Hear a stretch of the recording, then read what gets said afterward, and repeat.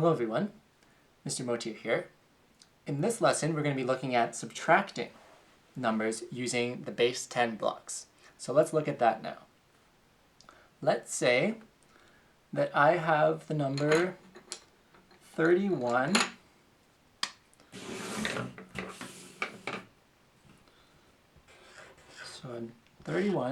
and I want to take away from it 21.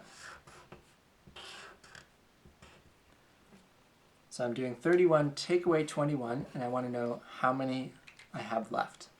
So what I can do is use my base 10 blocks to help me with that subtraction. So what I'm going to do first, the first step, is to represent 31 using base 10 blocks. So I know that that 31 has a 3 in the tens place, so it has 3 of these rods, and it has one cube, so I'm going to put a cube there to show 31. Now, with addition, I put the other number below it, and then I add them all together. With this one, I want to take away that. So I have a couple of different options here. One is I don't use any additional rods. The other one is I do, and I have to match them. So I'm going to show you both ways. Okay, so the first way is I just take away now what I'm supposed to take away. So I'm supposed to take away 2 rods and 1, 1. 2 rods and 1, 1. So I can do that pretty easily with this number. So I take away 1, 2 rods, and 1, 1. Put them off to the side. And what I have left with is my answer. So I have 1 rod, 1 10, and 0 ones. So if I'm writing a number, remember, further to the left in my place value, I have to show the previous place values have 0 in them. Because if I just wrote this as 1, that's not showing 10, that's showing the 1. So I have to somehow show that this one is different than this one. So I put a 0 there to show that this is 10 and not 1. Alright, so that's one way of doing it. Let's look at the other way now. So the other way is I set up my 31, and then I also set up the amount I'm trying to take away. So I have to remember this is an addition. This is what I need to take away from it. So then what I do is I can use them to match up. So I know, okay, I need to take away 2 of these, so I'm going to match that up. Good. And then match this up here. And then I take all of that away. So that's another way of doing it. You still end up with the same answer. It just might help you solve it a different way. Let's look at another example. So let's look at 67 minus 44. What does that equal? So I'll show you both ways again. So I'm going to first step, set up my number. So set up 67. I know that there's 6 tens. So 1, 2, 3, 4, 5, 6. And there's 7 ones. 1, 2, 3, 4, 5, 6, 7. So there's my first number. And now I'm going to take away 44. So I'm going to start with the first way I showed you last time as well, where I don't represent the 44. I just take it away from 67. So 44, I have to take away 4 ones and 4 tens. So I just take those away. And what I'm left with is my answer. So I have 2 tens, 2 rods, and 3 ones. So I have 23. There's my answer. Let's do it the other way. So I'm going to put back these. Make sure I didn't forget any. Yep, 67. And now I'm going to represent 44 as well, remembering that I'm not adding this. I'm just using it so I know to compare and take away the same amount to match it up. So let's have a look here. So I needed to match this up with this. Okay, so that's the same. So that's how many rods I'm taking away. And then the 4, well, I could just start, okay.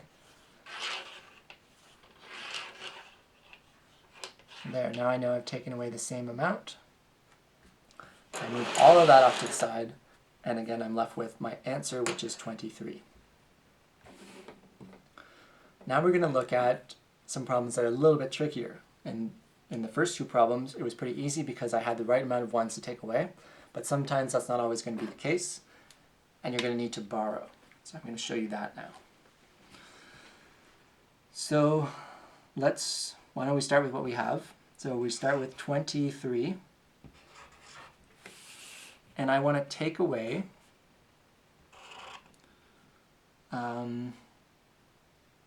let's say 15. I want to know what I'm left with for that.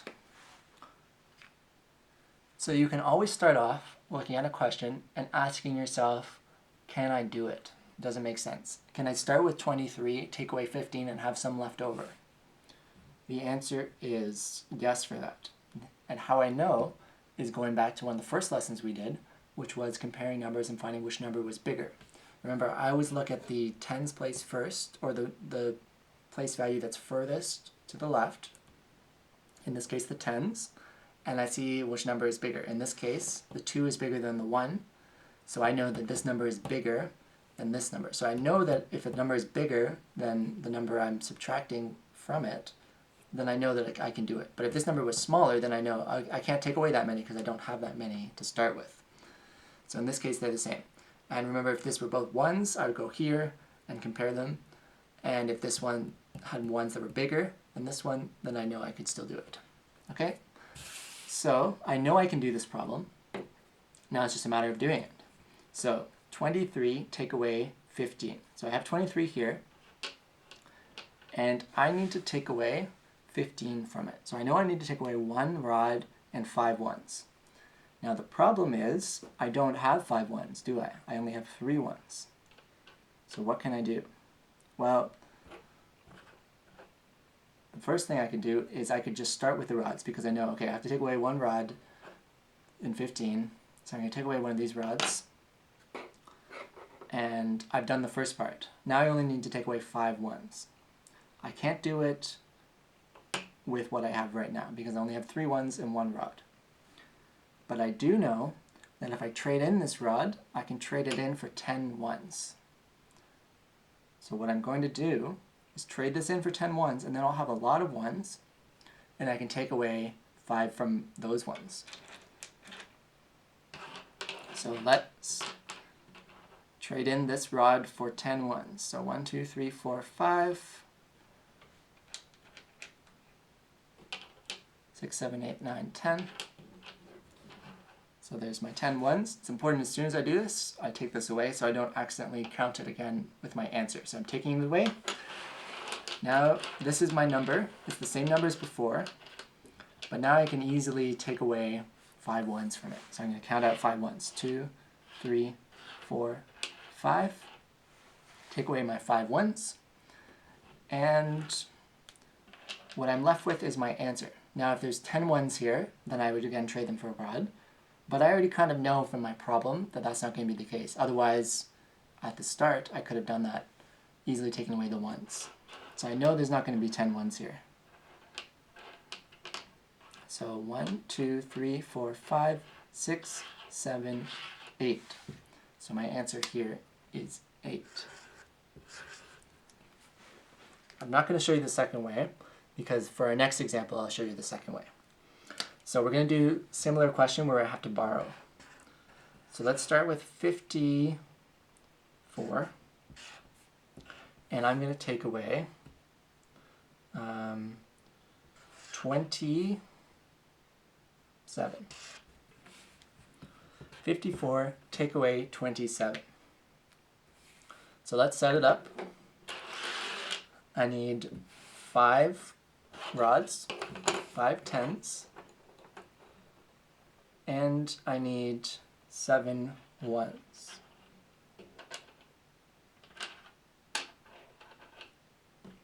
Okay, this time, or no, sorry, I was looking at that one. So I need 4 ones. So this time, I'm going to do it the second way I showed you with these two. So I'm going to set up the 27 and know that I have to match them up. So there's 20, and there is 7. So 4, 5, 6, 7. So I'm going to first match up this with this. And once I've matched it up, I can just take it away if I want to. So I've matched up this with this, so I know I've taken away the correct amount. And then 4 ones, I can match up here with 4 of these that I needed to take away. But I still have to take away 3 more, so I didn't quite get there. But I did take away some of the ones. Now I only have to take away 3 more. So it can be a little bit easier to kind of simplify it that way. So I don't have any 1s left, so again I have to borrow from the 10s. So I'm going to trade in one of these rods for 10 1s.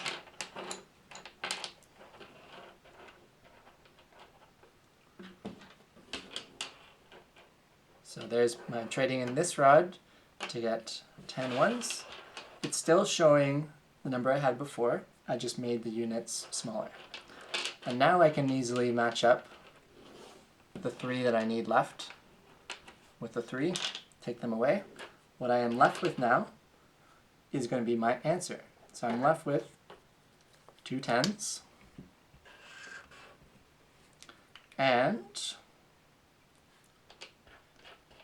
6, 7, 7 1s.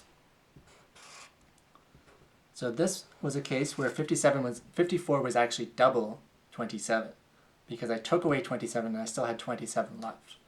We'll talk about that a bit more later, but it's just kind of an interesting case. So that's how you can borrow. We're going to look at one more example using hundreds, and then that will be it for this lesson.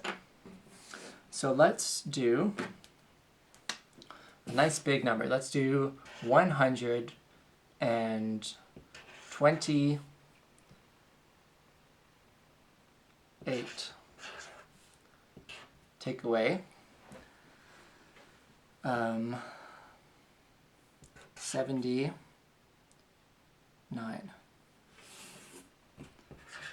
Just want to make sure I write it the right way. Okay, so I'm going to find that answer. So let's start by showing our number. So we have 100, so in this case we need one of these flats to show 100. 20, so 2 10s, 2 rods, and 8, so 4 1s. And now I want to take away 79. I'm going to show you the second way again, but again you could do either. So I'm going to set up 79 and know that that's what I have to take away. So I have to match them up. So 1, 2, 3, 4, 5, 6, 7.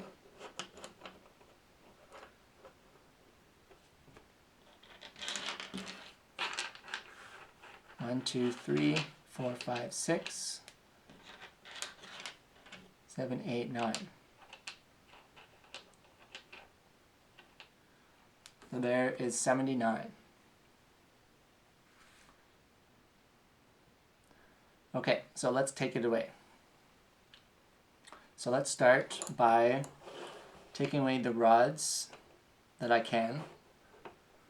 So I match up 2 rods with 2 rods. I need to take away that much. I still need to take away these 5 rods here, but I've taken away 20 already. And then the 1s, well, I know I have 8 here, and I had 9 there. So I know that I'm going to have 1 left over here, but I can just show you that. So there's 8, and I'm using them to show that I can take away 8 from here. 5, 6, 7, 8. Okay, so I got 8 and 8. So I've taken those away. And now I still need to take away this from this.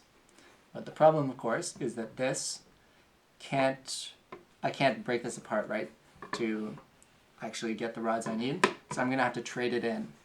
So I know that this has a trade value of 10 rods. So I'm going to trade in my 100 flat for 10 rods. So 1, 2, 3, 4, 5, 6, 7, 8, 9, 10. And you can see the side-by-side comparison that they are the same. So I'm trading that flat in for 10 rods. And now I can do the rest of the rods, right? Because I have lots of rods now. So I'm going to trade in. Okay, I need to take away 5 more of these. So now these are equal. I've taken away 50 more. So all I have left to do is take away that 1. But again, I have rods and I need ones, so I'm going to have to do another exchange. So I'm going to take one of my rods and trade it in for 10 ones. So 1, 2, 3, 4, 5, 6, 7, 8, 9, 10. There we go. And now I need to take away 1 more to get rid of that. And what I'm left with is my answer. I have no more I need to take away, so I am good to count now and figure out what I have left. So I have 10, 20, 30, 40, and 1, 2, 3, 4, 5, 6, 7, 8, 9. So I have 49.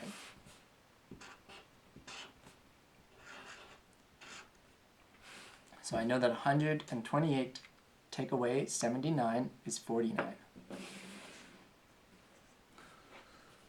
And I'm going to just point out a couple of quick pointers here when you're doing this. So along any step of the way, you might make a mistake. So it's always important to go back and check your work. So double check it if you need to, because if I had not shown 128 right, like let's say I was trying to show 128 to start, I put 100 and I miscounted the ones. So I was doing 1, 2, 3, 4, 5, 6, 7, 8. I accidentally count one of them twice or something. Then the whole calculation is not going to be right because I'm starting with 127 instead of 128. And even if I take away 79 from that and I count it all right, I've already made the mistake to start with. And so my answer is going to be wrong. It's going to be 1 off. So it's very important to set up the problem and make sure that you've done it right. And when you're counting and taking stuff away, that you count and make sure you're doing it right. So another, common mistake could be if I'm trading in one of these flats for 10 ones and I accidentally take 9 of them instead of 10 of them. So it's always important to double check your work and be careful along the way. That's why I was kind of lining them up, because that way I know for sure that they're the same. Because if I know they're the same, like these blocks are perfect because they're the same length when I have 10 of them for the flat, or for the rod. So I know, okay, that's exactly the same, so it's easy for me to not make a mistake. But if you're just counting them out, you can sometimes make mistakes. So just be careful with that. And one tip that I have for you is, first of all, doing what I showed you there where you line them up. And the other one is when you're counting, just move them a little bit. So if I have this pile here that I'm counting, instead of trying to count it like this, 1, 2, 3, 4, 5, 6, 7, 8, 9, 10, 11, 12, 13, 14, 15. That's kind of tricky because I might sometimes forget where I'm counting. So what's nice about these cubes is you can move them around, right? On paper, it's not so easy if you're counting something. But these ones, I can move them. So if I'm counting, as I'm counting, I kind of move them over, right? So 1, 2, 3, 4, 5, 6, 7, 8, 9, 10, 11, and I keep going. And I don't make the mistake of counting them twice because they're in this pile that I've counted and this pile I haven't counted. So that's just kind of one tip that you can use when you're doing these kind of problems and using base 10 blocks to make sure that you don't make a mistake.